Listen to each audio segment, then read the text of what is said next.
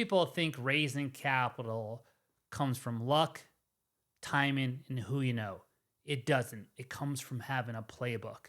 I've been raising capital for over 30 years and I have a playbook and I'm going to teach you how. So, for the past 30 years, I've got a lot of experiences and I broke it down and put the parts and pieces together. And let's focus on like four major components of the playbook.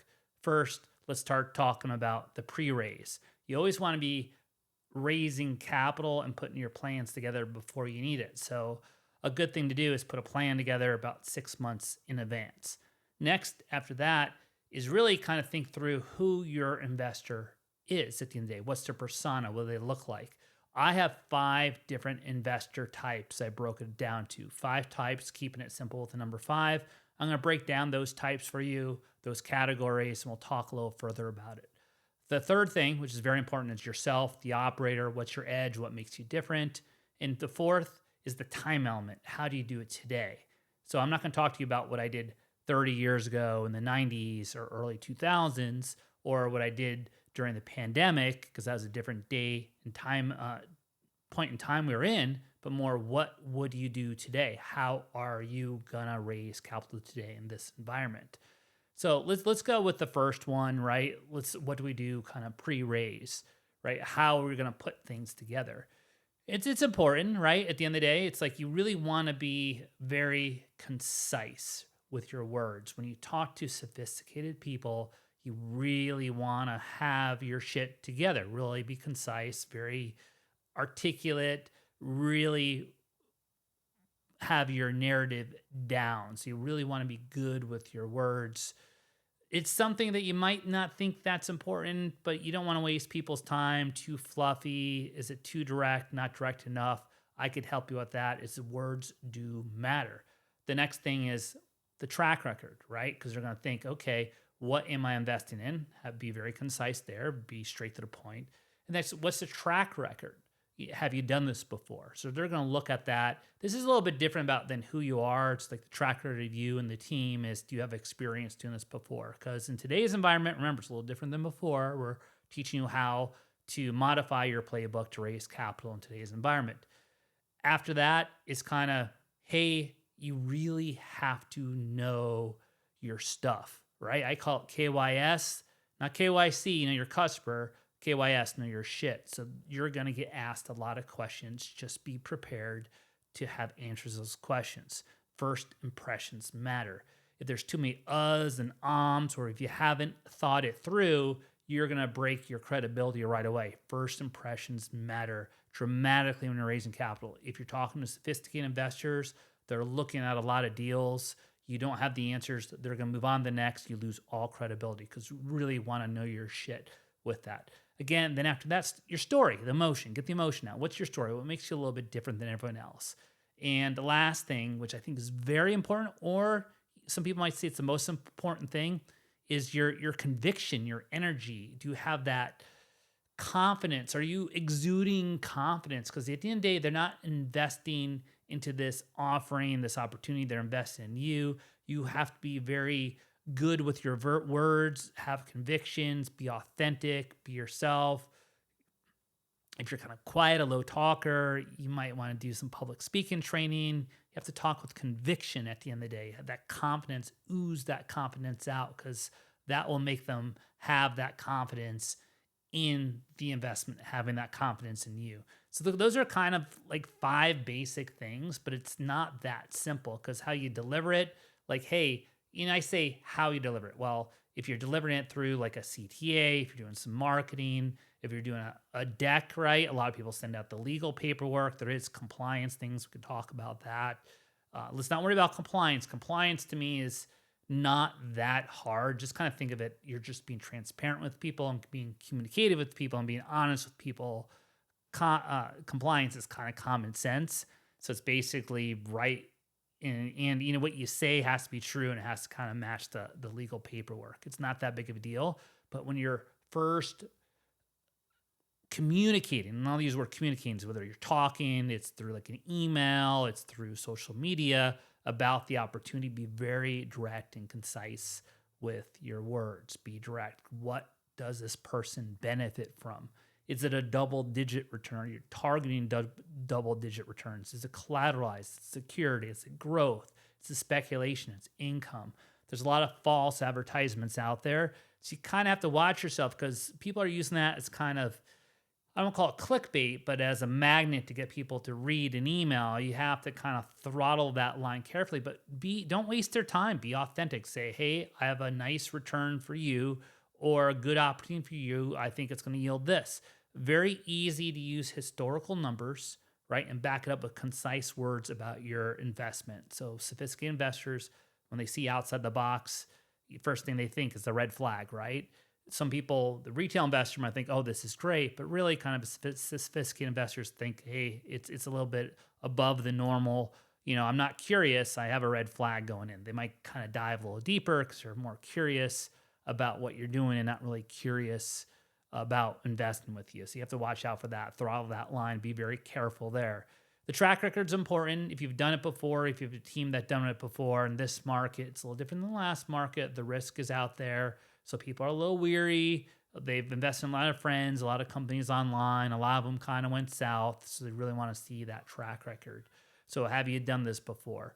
Hey, if you're new in it, okay, you might have to spin that story. And let's not use the word spin that story.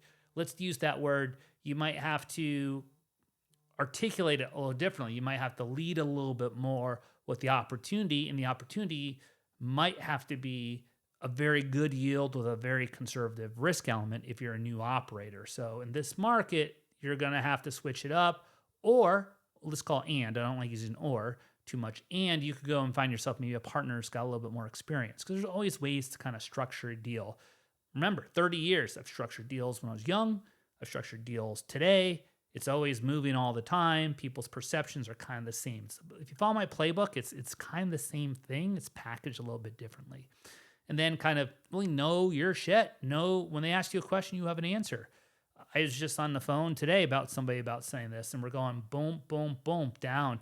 This is what I think. This is my opinion. I'm not saying it's the truth. And I went down each thing. It's like, oh, I haven't thought about that angle. Going back and forth. Very sophisticated gentleman. Invest in businesses, invest in real estate. We're talking about a new offering. I'm putting together a small offering right now. And I was just kind of very matter of fact, this is what it is. He's like, what about this? I'm like, that's great, but this is what we're doing. This is the reason why. This is the risk we're taking. This is the risk you're taking with this. We started talking about waterfalls. If you want to talk about waterfalls and how them work, I've done a lot of creative financing over the years. Love to talk to you offline about that. DM me. I could talk to you about different waterfall structures. Everyone online says charge this, charge that. At the end of the day, if you're giving a good service and you believe in yourself, just do something that works for both parties. That's the way I kind of let it set up, because you as an operator, you have to spend time raising the capital and managing the project, running teams, staying in compliance. That's a lot of work, and there's a lot of costs involved. If you bring an investor in who kind of takes all the fees and everything like that, it's not really worth all the risk at the end of the day that you're taking. There's a lot of risk when you're using other people's money. So you got to communicate that in a manner where that person doesn't want to leave the deal at the end of the day, right? So there's a way to articulate that, and with experience, you'll understand how to do that a little bit more. And what's your story? What's your background? Where'd you come from? Why you at the end of the day? What makes you different than everybody else out there?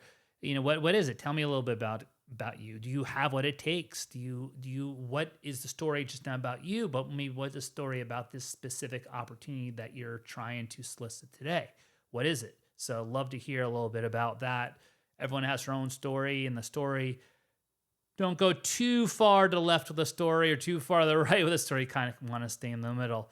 At a public speaking coach, like your hands, want to stay in this box, right? So when you tell your story, you want to stay in that box. You want to be emotional, but not too emotional. You want to let them know about you, but you don't want to let them overdo it, if you know what I mean.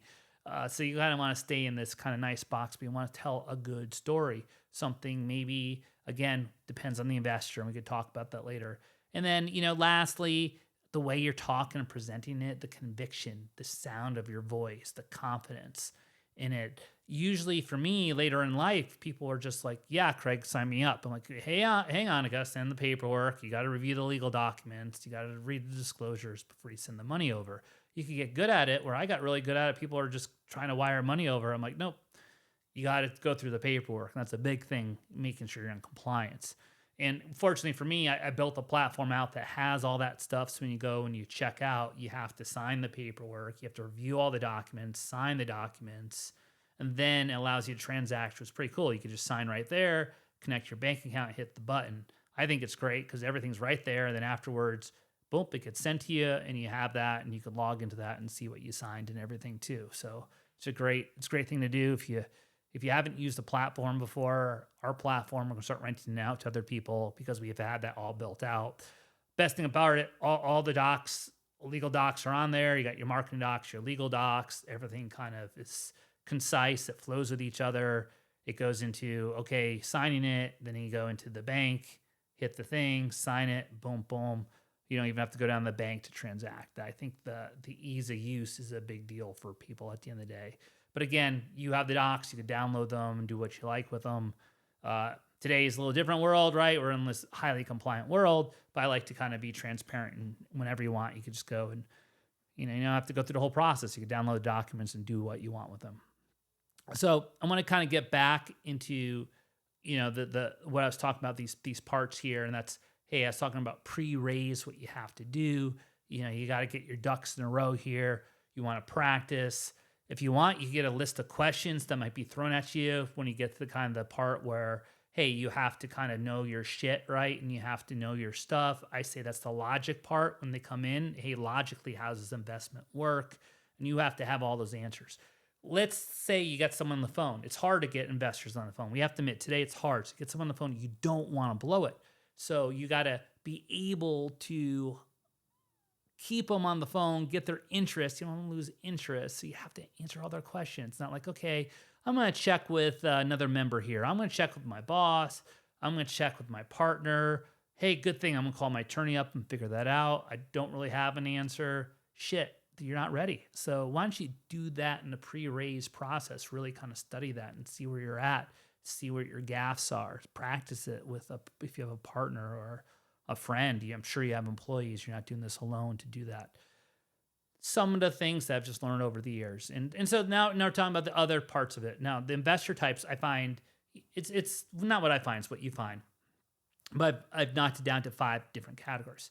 This is very important, these categories. Each one operates a little differently. And so I could start with compliance, right? I honestly, guys, you're going to spend a lot of money on attorneys, and I'd love to give you advice. But I'm not a financial advisor and I'm not an attorney. So you should always check with an attorney no matter what I say. I'm going to say this too. Chat, people are using chat a lot for stuff, which is good. Chat doesn't have the whole picture. It's okay. It's starting to catch up. It's a good, safe way to do it, but use it kind of to ask the right questions. Maybe don't use it as your attorney.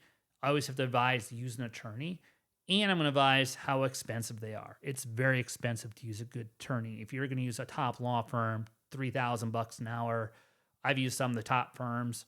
I had to use some of the top firms when you're working with the SEC, working with FINRA. You're using different financial vehicles, working with institutions, doing deals. You're going to use the top guys at the end of the day. They don't really prepare you for things on the business side. They always err on the side of caution. Also, they're business guys. They have to make money for themselves. I could leave it like that at the end of the day. I mean, if I really wasn't under this jurisdiction, the SEC, one day maybe I'll really tell you how my feelings is, but a lot of money has been spent. I'm talking tens of millions of dollars I've spent on attorneys over the years. And the business side of things, I really do understand. So you want to make sure you understand this, and especially when you have different investor types. So the first one, I'm always going to say self-funded yourself. Do you have accounts receivable? You can take a loan out. Do you own some property? Can you leverage something? Do you have your own cash put in? Great. If you're your own guy, that's fantastic. So let's say you have a business, it's spewing off cash. You're going to take that money, invest in this, and you just need a loan. That's great. That's a great way to do things. So, I mean, you're self-funding this stuff. That's an investor type, yourself. Number two, I go with number two is the retail investor. Oh, no, number 2, friends and family. So friends and family, they are a retail investor, friends and family. So I call it fools and family. Everyone goes, hey, I know somebody, I have a friend, I have a family member. Most of the time that doesn't work out. I know. We all say, Craig, but I have to start there. There's that but. I've done family. I've been successful with my family. I've been extremely successful managing my family's money in some cases. In some cases, it didn't go as smooth, and it never will be 100% going smooth. If someone's telling you it's going to be 100%, no, they're lying. 30 years, I've had some work great and some not work some great because it's different. They're going to call you up. They're going to pester you. They might look at you differently at a family event. Things go well. They'll be overly friendly, right? Reaching out to you. It's a tough thing. Try not to depend upon that. If you do it, it's going to just change the dynamics for better or for worse. It will change those dynamics. So just be careful if you do it. Maybe use that to establish a track record and then go out to retail investors. The next one's the retail investor. That's just the general public. With all the crowdfunding laws that passed, the Jobs Act of 2012, you could openly solicit securities through different vehicles. You got Regulation D, Title 2C, which you could advertise to accredited investors online for the first time. A lot of people say, oh, hey, I'm doing this through Title 2B, but if you use social media and you talk about investing, it's got to be Title 2C. The big difference, ask your attorney again here, you can't take my word on this, is that the C, you have to use a third party to verify if they're accredited or have an in-house compliance officer who has a procedure in place and policies and procedures, a governance in place to do that. Whereas B is if you had a pre-existing relationship.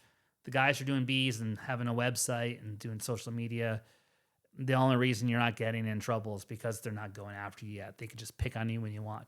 And there are also the regulations for the crowdfunding, Regulation CF, Regulation A+, all these. Reg A is a big one for non-accredited investors. That's a different one. Those are different beasts when it comes from compliance, costs, marketing, disclosures. I have a lot of experience there doing a lot of non-accredited offerings.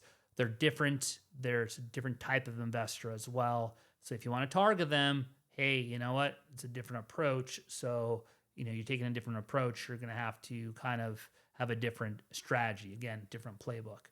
And so after those, which we're just going to talk about credit investors. So you got 1, 2, 3, A, B, C, right? We're on the third one.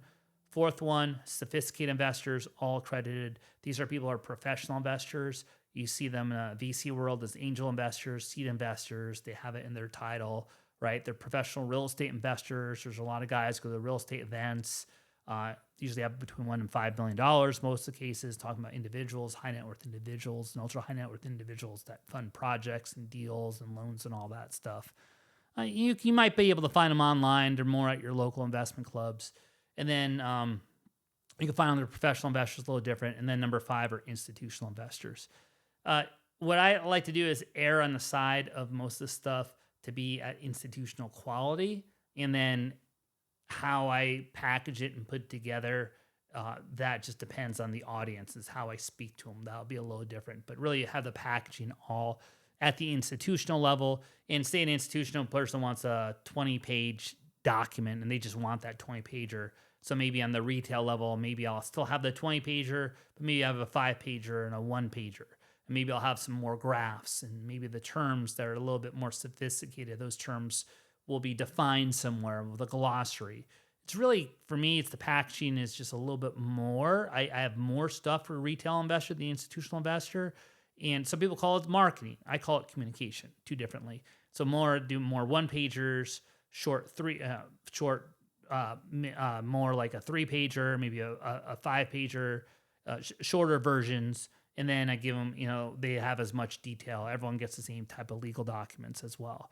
So there's some of the ways I'm packaging this. In some of the cases too, I do more videos to the retail investor. Institutional investor doesn't even want that. They want to go straight into the paperwork. They're money focused. They just care about the returns. They're a little less the story. Where everyone else, hey, I might be pitching my story a little bit more at the end of the day, letting them know me more than the investment in some of those cases. But at the end of the day, it's still, from compliance reasons, you got to deliver all the information. So just to err on side of caution is just make sure you have the same amount of material for everybody, but how you present it want to be parts and pieces to a retail investor, so they could say they could read it and they could understand it and go from one stage to the next, ultimately, giving them all the stuff they need to make their decision at the end of the day.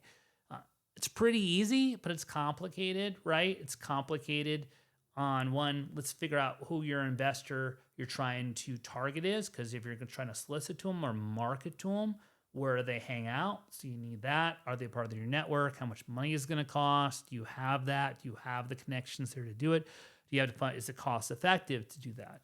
A lot of questions out there. And then now in today's market, like a lot of retail investors got burned. Are they going to trust you? Why should they trust you?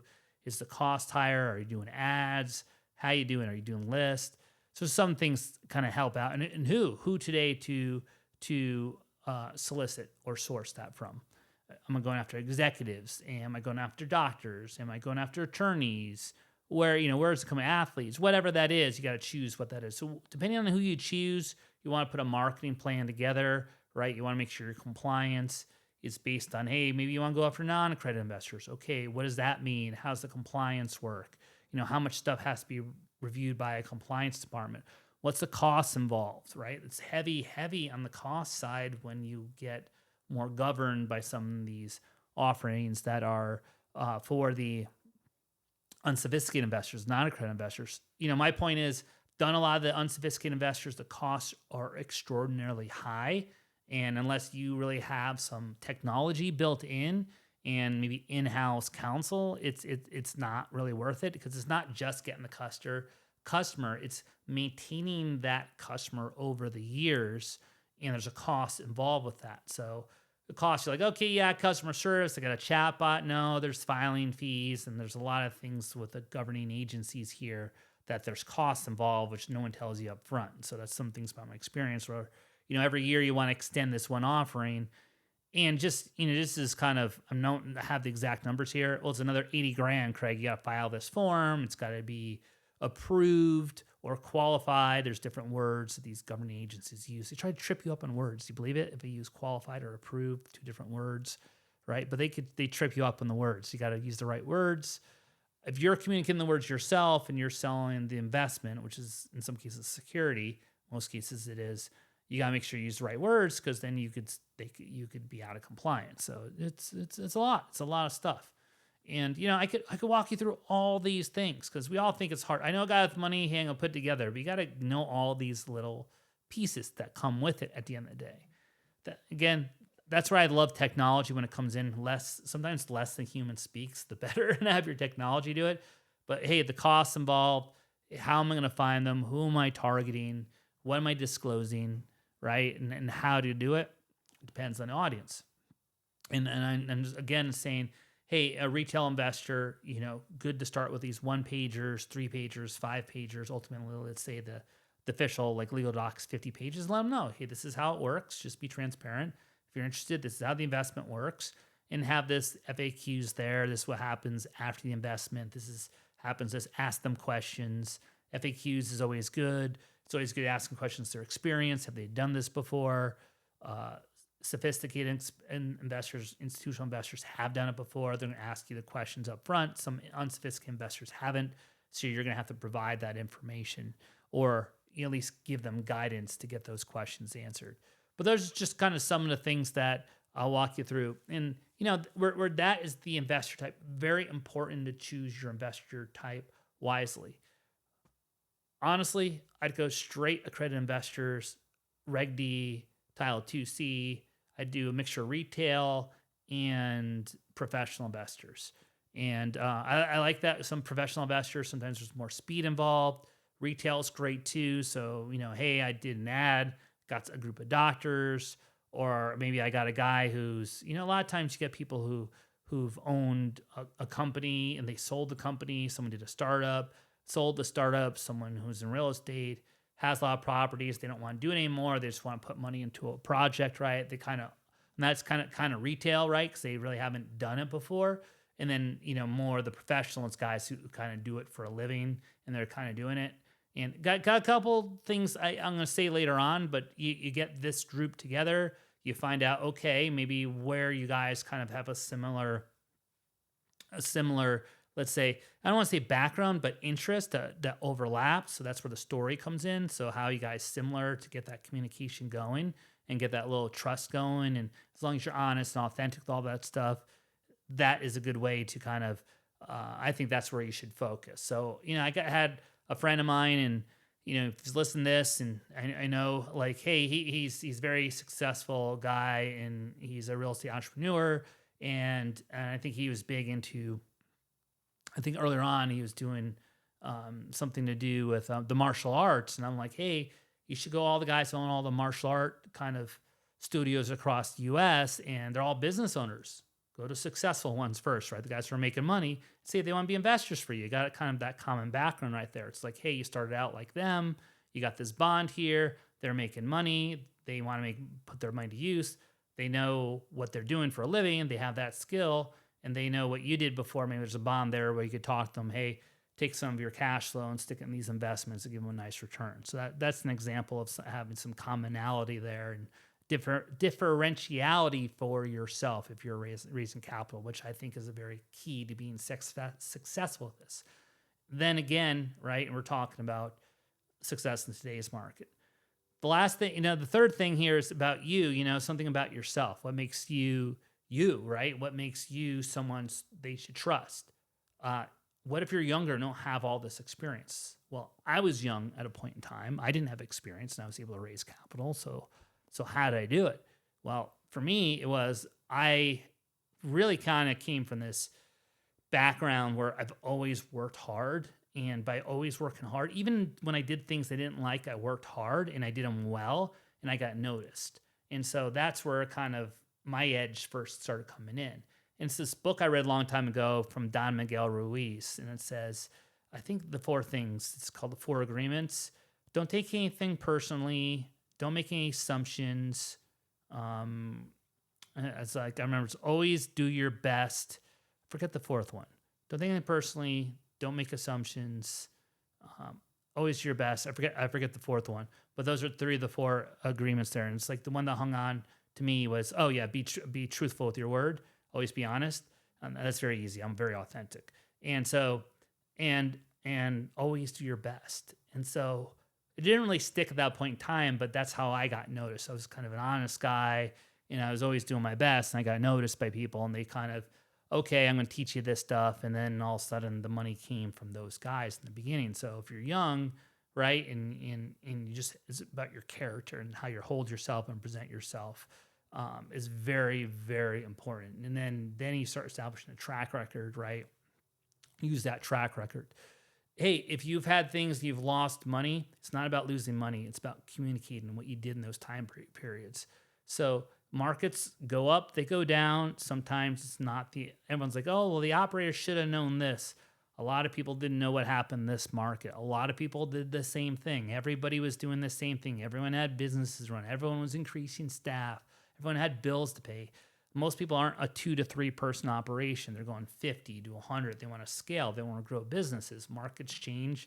Business has got to contract. So it's more like, what'd you do? What'd you do when things changed? How'd you kind of save that asset? How'd you kind of save that business? What'd you do to change things? And that's the story you should share, and be honest with people. It's like, hey, this investment didn't go well, and this is the reason why, and this is what I learned. That was on me. That was on the market. Just be upfront. This is what I learned. This is what we're going to do this time about it. And so the person's like, well, that doesn't sound like I could trust you. And just like, what do you mean? Just give them the facts. It's like, hey, I was able to communicate with my investors. I was picking up the phone. I was ducking and diving. I was there working hard, trying my best to take care of things. And if you are just authentic and honest with people, they will understand that. And I think that is very important too when they start talking to you, because a lot of people, it's not just about making money. Sometimes they lose money at the end of the day. Even the biggest hedge fund guys in the world, the Carl Icahns, the Bill Ackermans, some guys win all the time. I think Elon wins all the time. I'm sure he's got to have some losses somewhere, but I don't know any yet. But what I'm trying to say here is just being authentic, being real with yourself, and when that happens, it will happen. If you do all these one-off deals, you're not going to hit a home run every time. You might have some that don't perform that well, and some might lose some money on. But if you have investors who invest with you long periods of time, if you have the winners and losers and you're just communicating, they're pretty chill with the stuff at the end of the day. You just have to communicate it. Again, it goes back to investor type too. So it's how do you kind of set this up with your investors and educate them at the end of the day. But what I'm getting is that is you yourself when you're talking to them. If you're 20, 30, 40 years into it, you're going to have some lumps and bruises, and just, hey, let them know about that up front. If you're younger, maybe they're worried you might hit a rough patch, and how are you going to react? Are you going to hide, not pick up the phone on when things go south? And that's really the character comes in. So it's really important that. And lastly, very important is today. How are you going to do it in today's market? How are you going to win in today's market?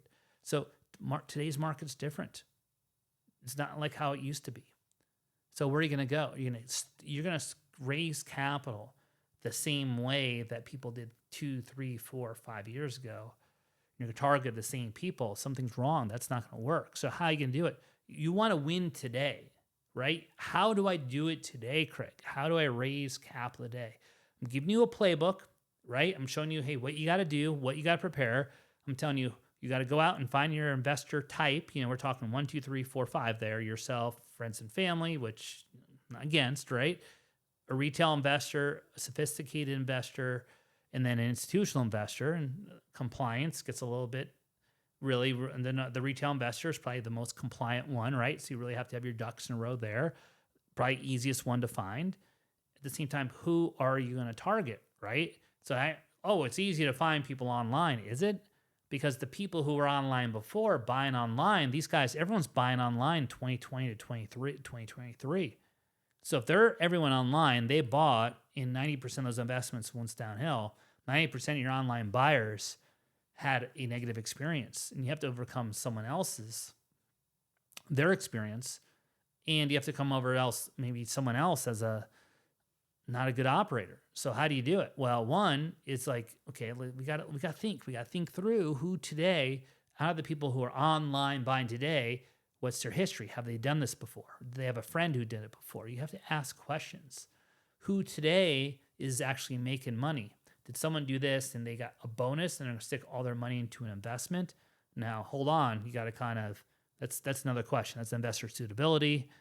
It's not technically your job there. Some of the disclosures have it. You don't want everyone to stick all their eggs in one basket. Again, you have to go back. A lot of this is kind of going back and forth. Okay, this is what I'm targeting. I got this one. Does that fit my box? Remember, I talked about this box. You want to stay in the box. The key is to stay in your box. You're going to say no a lot. The power of no. I should write a book about power of no. The key to this fundraising is saying no to investors at the end of the day. Because if you get the ones outside of the box, it's going to be a headache later on. Again, who in today's environment, who's making money, right, and has disposable income they want to put into investment? Most people don't think this way. So we're going to have to sit down, go through it. Who is going to be the one you want to target, the one you think you'll be the most successful, the one who's going to like your story, the one you think you have the confidence to pitch and to solicit the funds for, and the ones you think have money today to spend. So we're going to have to, and that's today. You want to win today, not tomorrow. So we're not going to go after, okay, the executive who gets bonused once a year, and now he's all nervous because there's going to be cuts because 30% of the staff is going to be replaced by AI. AI is making things more efficient, so he doesn't think he's going to get a bonus. So if he doesn't think he's going to get a bonus, why is he going to stick money into your project? And he works for one of those, let's say, Fortune 5,000 companies. We'll not go as high as 500. And he just doesn't know. So in the past, maybe you target all the Fortune 5,000 companies because all the executive levels, maybe let's go director level up, are getting 6-figure bonus checks. But now they're nervous about keeping their job. See what I mean? It's kind of common sense. You want to win today, not yesterday, today. So who are you going to focus on? You can go to a small business owner. Well, what's small business? A lot of them are struggling, right? Some are good. I'm going to go to the guys who did a business because my buddy sold a content business. Well, I don't know how many people are buying content businesses nowadays. I think people are buying businesses more based on EBITDA, not potential EBITDA. So you got to unpackage that a little bit and really hone in on just not the category. Remember 1, 2, 3, 4, 5. And then, okay, who are we specifically a target today? Use common sense. Do some research. Easy ask chat. who do you think could do this? And I'll spit something out. Again, you could help me out. I have general understanding who we're doing. Again, and then after that is how you're structuring the deal. Do you want to do something that's got a 5, 7, 10-year term? Perfectly fine to do that. Perfectly fine. Do 7, 10-year terms. But then your pool is going to go a lot smaller because you're asking people to give money to you that they're not going to see back for 7 to 10 years. Did they know that? Did they think that money's coming back for 2 years, 3 years, 5 years? Those are some things you're going to have to kind of dive into. What type of investment is? How do you think the market's going to happen? I know like a few years ago, everyone thought the market was going gangbusters in 2022. It started slowing down towards the end. No one expected what happened to happen in the commercial real estate market. Everyone's like, oh yeah, it's going to work itself out. It still hasn't. So are you able to keep those investors in long term to ride out the storm till the appreciation happens, if it ever does happen? So you got to think those things through. So those are some of the things that we can get into, right? And that's, again, looking at today. Who is your investor today? And once you do this, there's things that I've done over the years that were very successful. And I kind of go back, okay, at this point in time, this was successful. So I took something that was successful for me, I don't know, 15 years ago, 10 years ago, 15 years ago, getting old here. And then I looked at today, and I looked at the environment. I was like, okay, this, and I did this, and I put this together. Anyway, I'm staying inside the box here. And I was like, oh, that's a good product. And so I'm like, bap, new product. So I took something old with something new, and I created a product in this environment today. Well, this is how we win today. And so I created a product. I'm like, okay, these guys like cash flow. They don't like the risk here, but you like this return. And I kind of mixed it up. My brain kind of spit it out. Not the AI, my brain. The AI doesn't know this stuff. You can't just ask it, hey, create a product today based on this environment. It's not going to do it. You're going to have to input it. But I can help you out with that stuff. I've structured deals, and I could ask the right questions, and then you prompt it the right way. But again, these are today. I think if you're an operator, right, to raise capital, it's gonna be tough for you. If you're new, it doesn't mean you can't do it. Maybe you're learning, so here's some things to do. But today, you have to do things differently. Again, if I'm really learning today, probably need 2 things. I need a great deal and a partner with some experience. So you're going to need 2, because I don't think just having a good deal nowadays is going to be enough to find an investor willing to part with cash that's someone that doesn't know you already. Again, that goes back to me. Okay, always raise capital. You don't need it. Let's do it 6 months in advance. So if you do have something 6 months down the road, that one investor you might think you had for the deal, you have 20 of them you could call right now. So that's one of the reasons why you go back to creating that playbook. This is something that I am really good at. One of my mentors said, Craig, where could you walk in a room and see your top 10 in the world in? Because that's easy, raising capital. I've done that a lot. I know how to do it. I know how to package. I know how to put it together. Love to do more courses on it. Granted, I'm taking my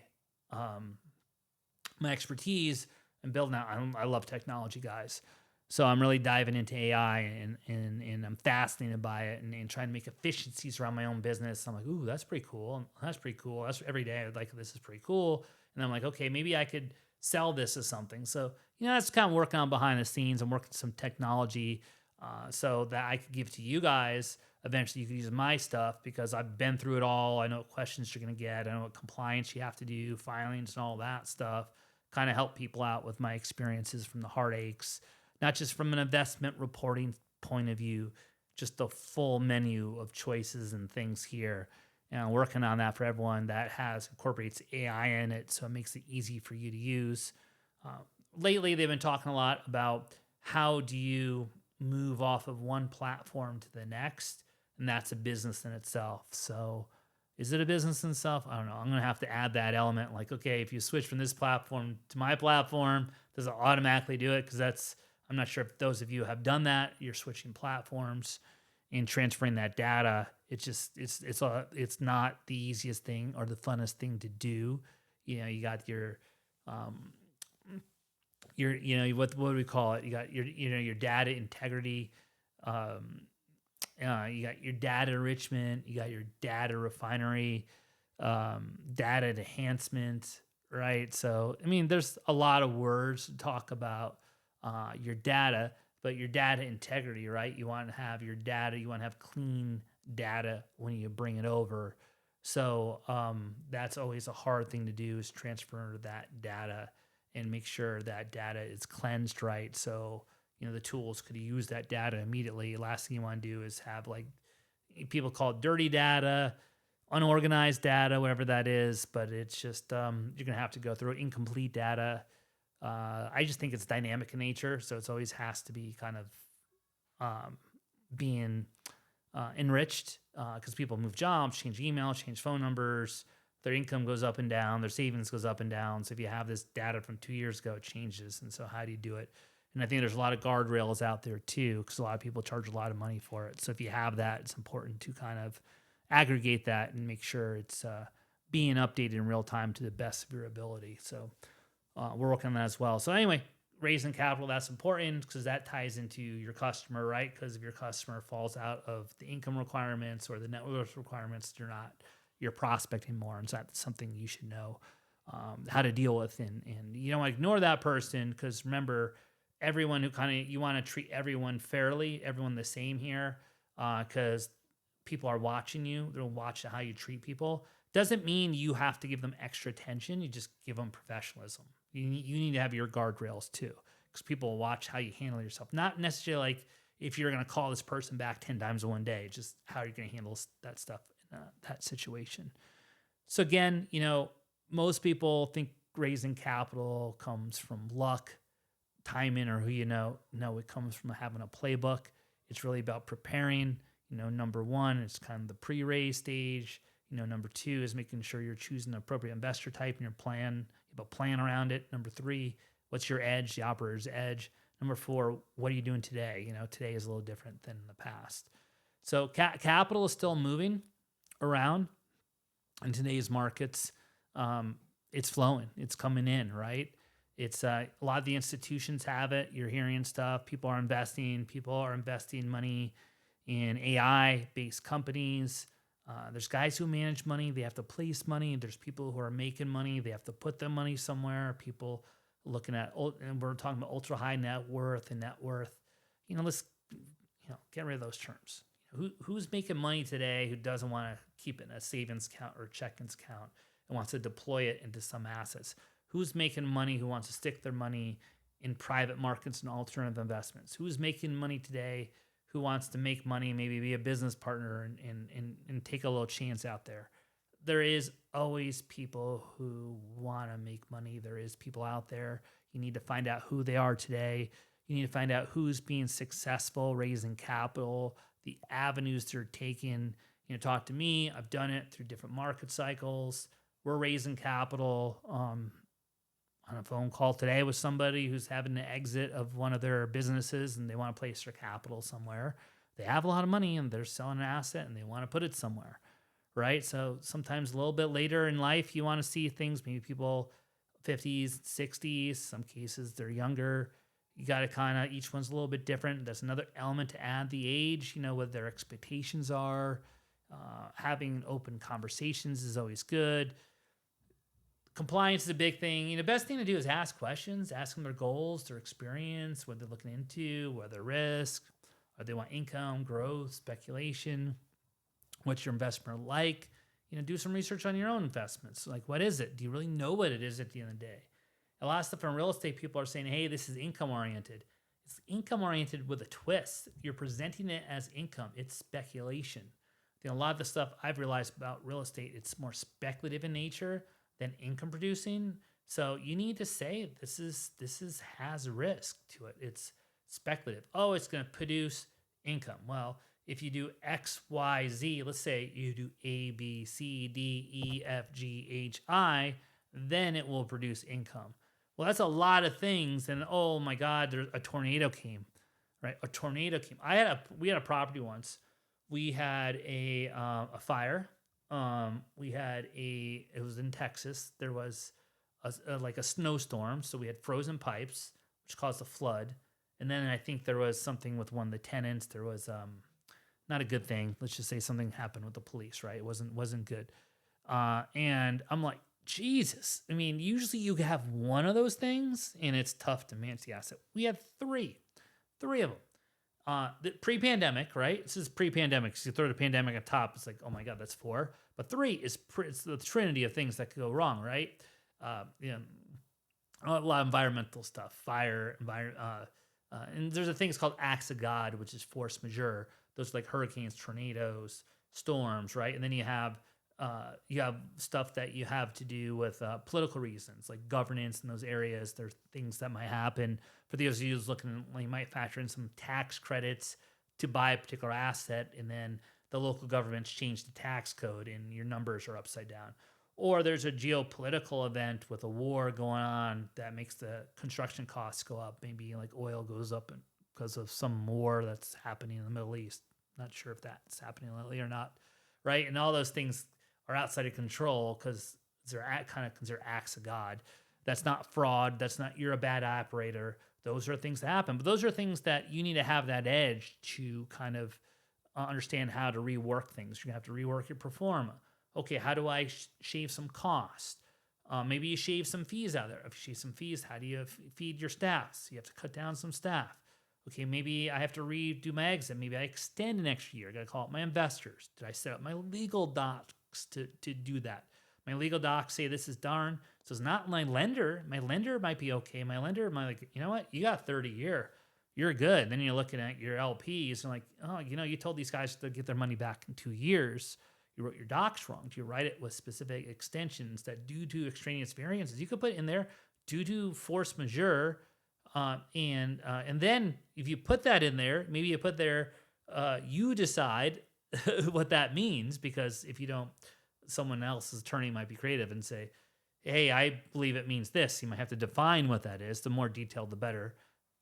Trust me, this is a very expensive thing. The more detailed it is, the better.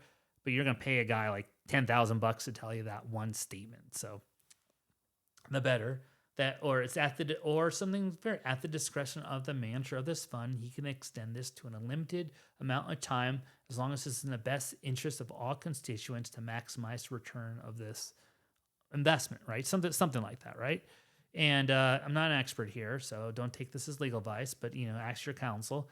And you just put that in there, and then, okay, you have a right to extend it because of the acts of God that happen out here, so you can maximize the returns of people.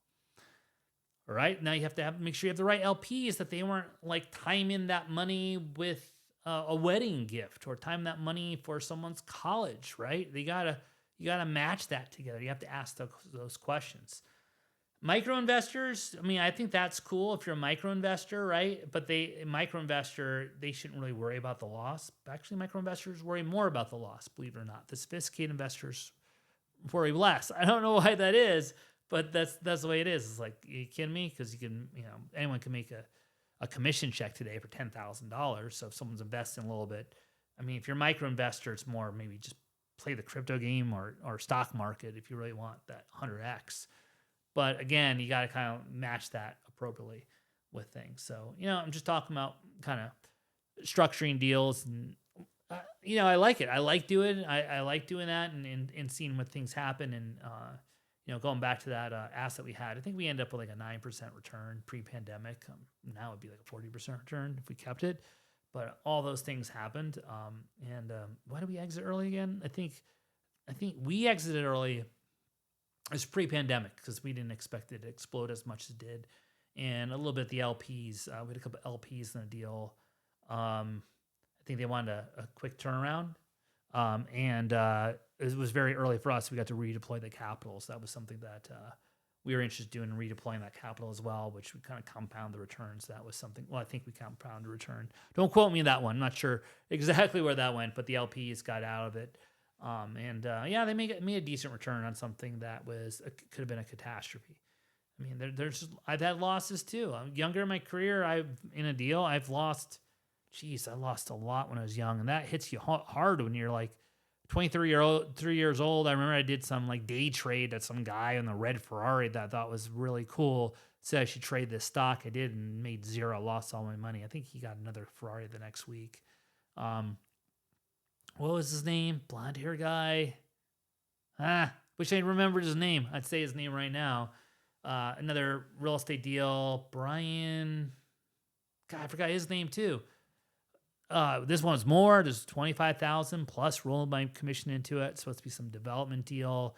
I was in the game, and I I had a business partner who said, I was helping him raise money. And he just didn't do the due diligence to the level that needed to be done. And, I lost that money pretty quickly. That was, I think we end up, that was a rookie mistake. I trusted the guy who was was potentially going to be a new business partner. And I didn't wire it to an escrow, and I wired it to the guy, and he just took the money. That was my money. So both those hits were at an early age. That one I was in my 20s as well. You can say I learned a lot doing this stuff. Later on, it's like, you always wired escrow. I heard this company that, like, these guys lost all this money. I'm like, well, didn't you wire the funds to escrow? A big company. This company's big. They're in a crowdfunding space. And I'm like, holy shit, guys. I mean, this is just a fuck up. They wired money to the sponsor. So the real estate operator. They didn't wire money to the escrow. I have never heard of that. A third-party LP wiring it directly to that for whatever reason. And it was a large sum of money, and it should have went directly to the escrow for the closing. And it was not something that was. They lost the money. And it was a rookie mistake. It could have been easily avoided. And I understand cases where each thing is different in how you package it together in accounts, but come on, guys, that's a rookie mistake on that one. So you got to watch that out, and then good, for myself, my organizations, where we file with the SEC, so that means they go through everything through auditors, which is something that should make people feel secure about that. I think the public's opinion on some of these regulatory agencies, they have a kind of raise an eyebrow on some of these things. It's a good thing if they're checking your books.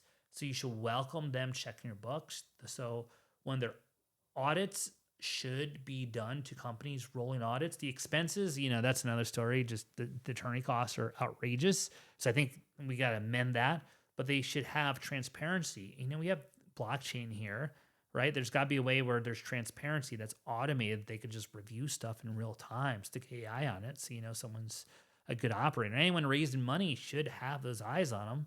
The only reason you don't want the eyes on them is because you're doing something that's wrong, right? If you're over budget, big freaking deal. You charge fees, you disclose it, you're able to charge fees. You put that in the PPM, big deal, right? You expense something there, and you said you expense that, big deal. You made a good return. You want to advertise a good return. You're able to do that if you disclose it. So I don't see any problem with audits. Audits are healthy. They have a negative connotation to it. So when someone gets audited, it's like, oh my God, it's the end of the world. No, you should get audited. I think every online platform has gotten audited at least twice. I was talking to someone over at FINRA. They know every financial certain level. They have a list of every single online platform. So if you're anyone, even a small business, they know, and they're checking your records out. So don't be foolish. It's kind of like a badge of honor when that happens to you as an operator. So embrace it. Now, the retail world, that's a little different. The institutional world understands it. So it's like, okay, how'd you deal with it? Right? Yeah, you got to do that. And it's a stress test too, because if you don't have money to hire a good team to deal with that, you're not going to be in business. So it's actually a healthy thing for a business to go through. Most people don't think it. They think it's like it's a exclamation point of something that's wrong with you. But if you're big, not everyone's going to like you. So some people may complain. Perfectly healthy. They go there. You have a right to complain, right? We're Americans.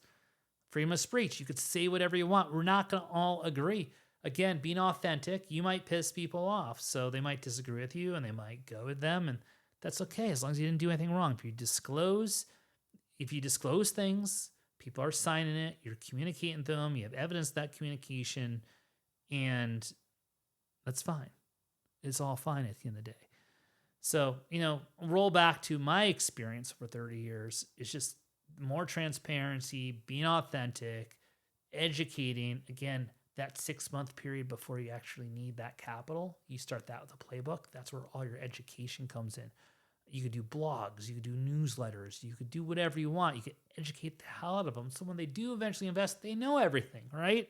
And then you have all that what do I call it? All that collateral, that material for you to have. You could share it because doing one a week is through use a chat, create an article one a week, put it on a blog, open up to a general public. It's a simple trick to do. Again, raising capital is not about it's not about just timing. It's not about luck. It's not about connections. It's about having a playbook, a system in place, and building something out to last long term. Where I could help you out with my experience, I could help you out with my stories, I could help you out with so many different things, and more importantly, how to win today. So, capital is still moving. And if you want to move towards getting investors in this environment, in this market, DM me.